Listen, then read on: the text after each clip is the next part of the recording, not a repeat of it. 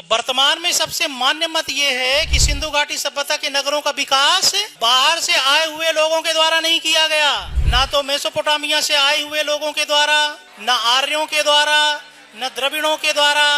बल्कि सिंधु घाटी सभ्यता जहाँ थी उस क्षेत्र में पहले से कुछ ग्रामीण संस्कृतियां हुआ करती थीं, जैसे बलूचिस्तान में मेहरगढ़, कुल्ली, नाल, झोब, क्वेटा, सिंध में आमरी, कोटदीछी, हरियाणा में राखीगढ़ी, बनावली, राजस्थान में सोथी, और इन्हीं ग्रामीण संस्कृतियों में, इन्हीं गांव में पहली बार खेती प्रारंभ हुई थी। पूरे भारतीय उपमहाद्वीप में खेती के सबसे प्राचीनतम साक्ष्य बलूचिस्तान स्थित मेहरगढ़ से प्राप्त होते हैं, और मेहरगढ़ के लोगों ने 7000 ईसा पूर्व में गेहूं और जौ की खेती प्रारंभ कर दी थी। तो इसी क्षेत्र में सबसे पहली बार कृषि प्रारंभ हुई थी। सिंधु घाटी सभ्यता से पहले धीरे धीरे यहाँ के लोगों ने बेहतर तरीके से खेती करनी शुरू कर दी होगी, और खेती के लिए तांबे के उपकरणों की जगह ज्यादा मजबूत कांसे के उपकरणों का उपयोग करना शुरू कर दिया होगा। कृषि उत्पादन बढ़ा होगा।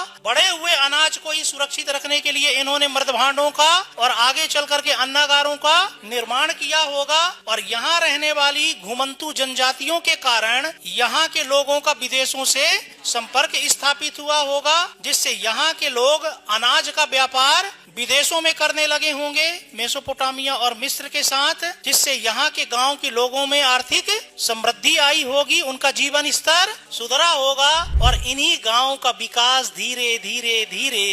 नगरों के रूप में हुआ होगा। तो वास्तव में सिंधु घाटी सभ्यता के नगरों के निर्माता विदेशी या बाहर से आए हुए लोग नहीं थे, बल्कि पहले से यहाँ कुछ ग्रामीण संस्कृतियां थीं, और उन्हीं ग्रामीण संस्कृतियों के क्रमिक विकास के परिणाम स्वरूप सिंधु घाटी सभ्यता के नगरों का विकास हुआ रहा होगा।